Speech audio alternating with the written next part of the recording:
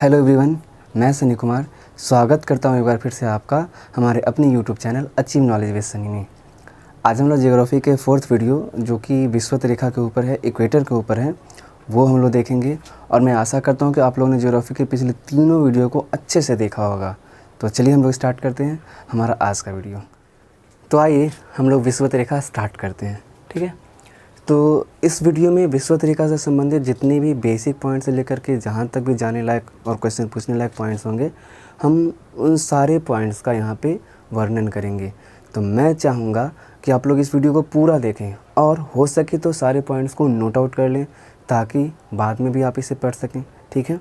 तो चलिए स्टार्ट करते हैं। हम लोगों का फर्स्ट पॉइंट विषुवत रेखा से क्या है कि दोनों ध्रुवों के मध्य समान दूरी पर खींची गई काल्पनिक रेखा को विषुवत रेखा कहते हैं। ध्यान दीजिएगा, दोनों ध्रुवों के मध्य समान दूरी पर खींची गई काल्पनिक रेखा को क्या कहते हैं हम लोग?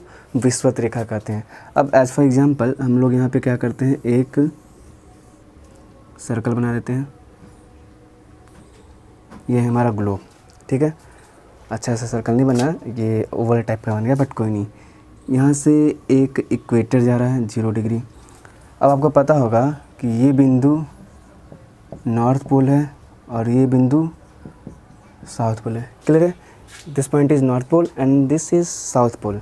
तो अब क्या है कि इन दोनों ध्रुवों के मध्य में जो एक काल्पनिक रेखा खींची गई है उसको हम लोग क्या बोलते हैं? उस रेखा को हम लोग बोलते हैं विषुवत रेखा। क्लियर है? तो हम लोगों का फर्स्ट पॉइंट क्लियर हो गया। विषुवत रेखा क्या होती है?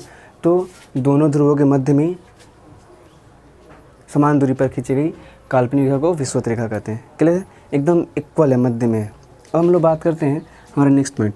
यह पृथ्वी को 2 बराबर भागों में बांटता है, ठीक है। अब जब दोनों ध्रुवों के मध्य में समान एकदम मध्य में है तो इसका मतलब पृथ्वी को कितने भाग में बांटेगा?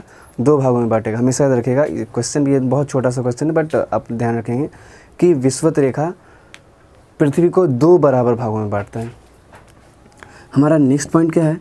यह सभी अक्षांश समानांतरों में सबसे बड़ा होता है, अतः इसे वृहत वृत्त भी कहते हैं। आप लोगों को अगर मेरी पिछली वीडियोज़ याद होंगी तो उसमें हम लोगों ने इसका चर्चा किया था। फिर भी यहाँ पे इक्वेटर पढ़ा रहे थे तो इसका चर्चा करना ही पड़ेगा।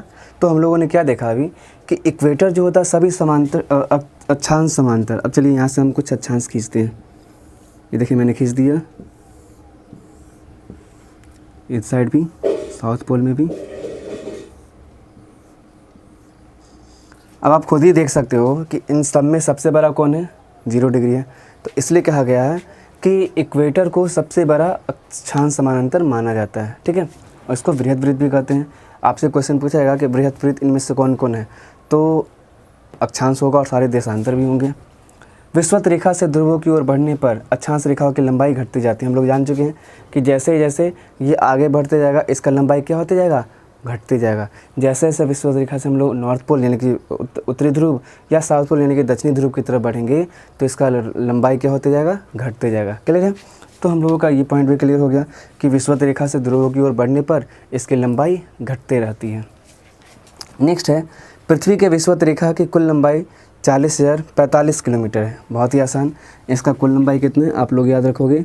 40,045 किलोमीटर, ठीक है। 40,045 किलोमीटर है। और इसी में इसकी कुल लंबाई का 78.7% भाग जो है वो जलीय है तथा 21.3% भाग जो है वो क्या है? हमारा स्थलीय है। याद रहेगा आपको इतना?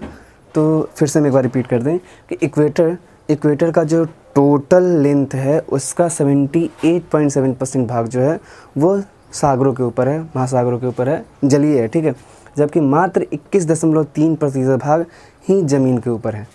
तो हम लोग आगे चलते हैं, हम लोग आगे देखते हैं। हम लोग का अगला पॉइंट है, क्या बताया गया है कि यहाँ वर्ष भर सूर्य की किरणें लंबवत पड़ने से यहाँ के उच्च तापमान तथा निम्न तापमान में ज़्यादा अंतर नहीं होता है। एकदम ध्यान से सुनिएगा, ये जो 0 डिग्री है इस क्षेत्र में, इस रीजन में जो है सूरज की रोशनी पूरे साल तक लंबवत गिरता है, ठीक है। लंबवत गिरता है। इस कारण से क्या होता है कि वहाँ पे जो सबसे हाईएस्ट टेम्परेचर है और सबसे जो लोएस्ट टेम्परेचर है उनके बीच में ज़्यादा अंतर नहीं होता है। क्लियर रहेगा? आपसे क्वेश्चन पूछा जा सकता है कि पृथ्वी के कौन से भाग पे या फिर निम्न में से कौन से भाग पर उच्च तापमान तथा निम्न तापमान में ज़्यादा अंतर ना होता है, तो वह है केवल हमारा क्या? इक्वेटर। क्लियर है? उसके बाद स्थल एवं जल पर विषुवत रेखा 13 देशों से होकर गुजरती है। ठीक है, ध्यान दीजिएगा, ये जो विषुवत रेखा है ये ज़मीन पे या पानी पर, ठीक है, कुल मिलाकर के 13 देशों से होकर गुजरती है। और आप लोग उसके नाम देख लेंगे, Brazil, Ecuador, Colombia, Gabon, Democratic Republic of Congo, Uganda, Kenya, Somalia, Maldives, Indonesia, Kiribati, Sao Tome and Principe, Republic of Congo. ठीक है, ये कुल मिलाकर के आपके 13 देश है जहाँ से इक्वेटर गुजरती है। ठीक है, याद रहेगा आपका, यहाँ से बहुत सारा क्वेश्चन बन सकते हैं, निम्न में से कौन से समूह से इक्वेटर नहीं गुजरती है। ठीक है, तो आप लोग उसको अच्छे से देख लेंगे और ये नाम नोट ही कर लेंगे। तो चलिए हम लोग आगे देखते हैं। हमारे आगे के 2 पॉइंट्स हैं, इसको देख लेते हैं। सबसे पहला पॉइंट क्या कि विषुवत रेखा, कर्क रेखा तथा मकर रेखा तीनों अफ्रीका महाद्वीप से होकर गुजरती है। ठीक है, अफ्रीका महाद्वीप से होकर के ये तीनों रेखा गुजरती है, लेकिन दक्षिण अमेरिका महाद्वीप से विषुवत रेखा तथा मकर रेखा ही सिर्फ गुजरती है। क्लियर रहेगा, इतना याद रहेगा आप लोगों को। पूछा जा सकता है क्वेश्चन कि कौन से महाद्वीप से, निम्न में से कौन से महाद्वीप से कर्क रेखा, भूमध्य रेखा या मकर रेखा तीनों गुजरती है। तो अफ्रीका, और अगर सिर्फ मकर रेखा तथा विषुवत रेखा रहेगी तो हो जाएगा हमारा दक्षिण अमेरिका। तो ये था हमारा आज का वीडियो जो कि विषुवत रेखा इक्वेटर पर था। मैं आशा करता हूँ कि आप लोग इस वीडियो को पूरा देखेंगे और आप लोग कमेंट करके बताएं कि आप लोगों को ये वीडियो कैसा लगा। साथ साथ मैं आपसे बताना चाहूँगा कि विषुवत रेखा से संबंधित जितने भी प्रश्न उठ सकते थे, बन सकते थे, जितने भी संभावित प्रश्न हैं, मैंने उन सारे बिंदुओं पे बात किया है। ठीक है, तो आप लोगों का काम है कि इस वीडियो को 2-3 जितनी बार रिपीट करके देखना हो देखें, नोट करें और उसे पढ़ते रहें ताकि आपको फ़ायदा पहुँचे। तो ठीक है, हम लोग मिलते हैं अगले वीडियो में, तब तक के लिए जय हिंद।